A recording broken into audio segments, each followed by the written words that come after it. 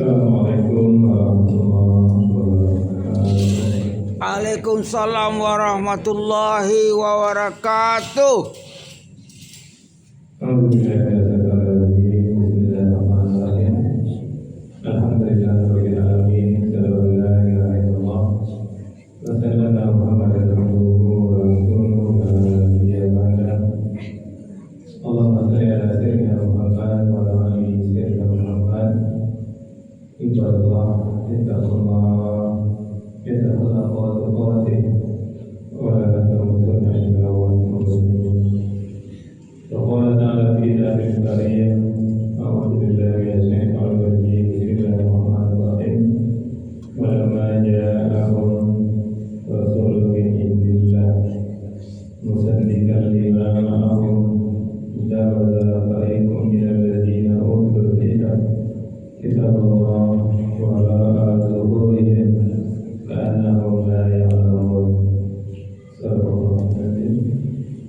Bapak Ibu yang sangat kami muliakan dan anak kami yang kami banggakan, alhamdulillah bersyukur kita kepada Allah kembali dengan izin dan rahmat Allah kita mampu hadir di masjid ini.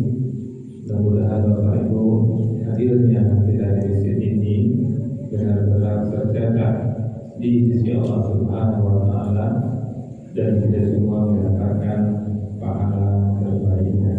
Amin. Amin ya Allah.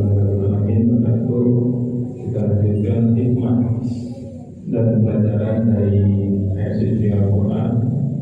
Sekarang kita masuk surah Al-Baqarah ayat 101.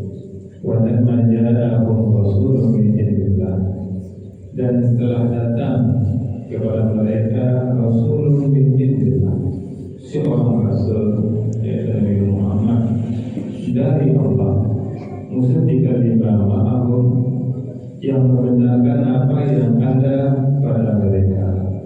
Nabadha fariqum minal ladzina utul kitab, telah melemparkan sebagian dari orang-orang yang diberi kitab Allah, melemparkan kitab Allah itu wala al-zuhurihim, ke belakang punggung mereka, ka'annahum la ya'lamun, seakan-akan mereka tidak tahu. Ini Al-Baqarah 101. Al-Baqarah 100 sampaikan kemarin menjelaskan bahwa sebagian Bani Israel terus melanggar perjanjian mereka dengan Allah. Ayat 101 memperinci bentuk pengkhianatan itu ketika datang Nabi Muhammad SAW yang sesuai dengan kabar dalam kitab mereka. Mereka justru menolak dan membuang ajaran Rasul. Hikmah apa yang bisa kita ambil Bapak Ibu? Yang pertama, hikmahnya lebih kurang sama dengan ayat sebelumnya, karena memang ini Allah gambarkan tentang sosok Bani Israel dalam berhadapan dengan Rasulullah dan kitab-kitab makhluk. Yang pertama, menolak kebenaran jelas adalah bentuk kesombongan. Sebelumnya dari orang-orang yang diberi kitab melemparkannya. Ilmu atau wahyu yang ditolak justru akan menjadi hujah atau bukti atas kesesatan mereka. Maka ini penting Bapak Ibu, Allah informasikan tentang Bani Israel yang melempar kitab ke belakang mereka. Kita tidak akan melemparkan kitab, tidak akan mungkin melemparkan kitab dari belakang kita ke depan kita, tapi mungkin ada di antara kita, dan mudah-mudahan dengan kita, orang yang tahu hukum salat lima waktu itu wajib, tapi dengan sombong meninggalkannya karena merasa sibuk kerja. Kalau ada orang yang berperilaku seperti ini, maka dia telah melemparkan kitab suci ke belakang atau di depan mereka. Artinya, apa yang diperintahkan oleh kitab suci mereka perintahkan. Hikmah berikutnya Bapak Ibu, Nabi Muhammad SAW datang sebagai penguat kitab sebelumnya, musuh lima ma'ahum, membenarkan apa yang ada pada mereka. Hikmahnya Bapak Ibu, risalah Nabi Muhammad SAW bukan sesuatu yang asing, tapi kelanjutan dari ajaran para nabi sebelumnya. Kasus nyata bisa kita lihat Bapak Ibu, sebagian ahli kitab yang jujur seperti Salman Al-Farisi menerima Islam pernah tahu ini kelanjutan dari Taurat dan Injil. Maka kita Bapak Ibu jangan sampai kita ditakdirkan oleh Allah sebagai umat Nabi Muhammad dan Rasulullah membawa risalah Al-Quran ini, jangan sampai kita sama pula dengan Bani Israel. Bayangkan orang ahli kitab sebelumnya sudah tahu dengan Taurat dan Injil, ketika yakin Rasulullah itu benar adanya, mereka ikut Rasulullah SAW. Pastikan Bapak Ibu, kita dan keturunan kita orang-orang yang betul hidupnya, cara hidupnya sesuai dengan apa yang dikatakan oleh Allah dan Rasulnya.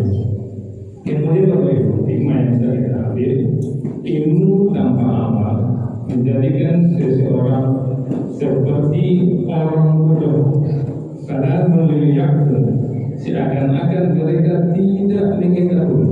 Hikmahnya Bapak Ibu, orang yang tahu kebenaran tapi tidak mengamalkannya sama dengan orang yang tidak tahu. Itu penting Bapak Ibu, ya. Orang yang tahu kebenaran tapi tidak mengamalkannya sama dengan orang yang tidak tahu. Bisa contohnya Bapak Ibu, sering kami katakan dan ulang-ulang ini contoh terus-menerus kami sampaikan. Orang tahu bahaya riba tapi tetap pinjam di bank konvensional untuk memperbesar usahanya.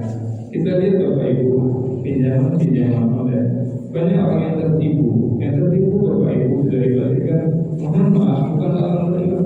Kalau orang beriman tidak akan tertipu dengan pinjaman online. Pinjamkan uang kita 1 juta, besok dapat 1.200.000. Maka orang beriman tidak akan ikut tawaran seperti ini. Benar adanya, kita pinjamkan uang 1 juta, kita dapat 1.200.000, benar. Orang beriman tidak akan ikut. Banyak orang yang menjadi konsep bulan pertama aman, bulan kedua aman, bulan ketiga dia kena ditipu oleh orang yang menjalankannya. Orang yang beriman pasti tidak akan tertipu dengan pinjaman online, karena dia tertarik 1 juta dapat pun 2 juta, dia tidak akan ikut karena itu adalah riba. Kemudian Bapak Ibu, hawa nafsu bisa menutup mata dari kebenaran. Apa yang dikatakan di sini? Kita lemparkan kitab itu ke belakang punggung mereka. Hikmahnya Bapak Ibu, menolak wahyu bukan karena tidak tahu, tapi karena dikalahkan hawa nafsu dan kepentingan. Sekali Bapak Ibu, seorang pejabat tahu betul hukum Allah, melarang korupsi, tapi tetap melakukannya demi memperkayai. Kemudian terakhir, hikmah yang bisa kita ambil, kitab Allah adalah amanah, jangan disia-siakan. Al-Quran adalah pedoman hidup. Jika hanya dijadikan pajangan, itu sama saja media-nya amanah. Jangan sampai Bapak Ibu, Allah takdirkan kita Nabi Muhammad adalah Al-Quran dalam kita, tapi kita tidak selamat dalam amanahnya kita. Maaf. Assalamualaikum warahmatullahi wabarakatuh. Waalaikumsalam warahmatullahi wabarakatuh.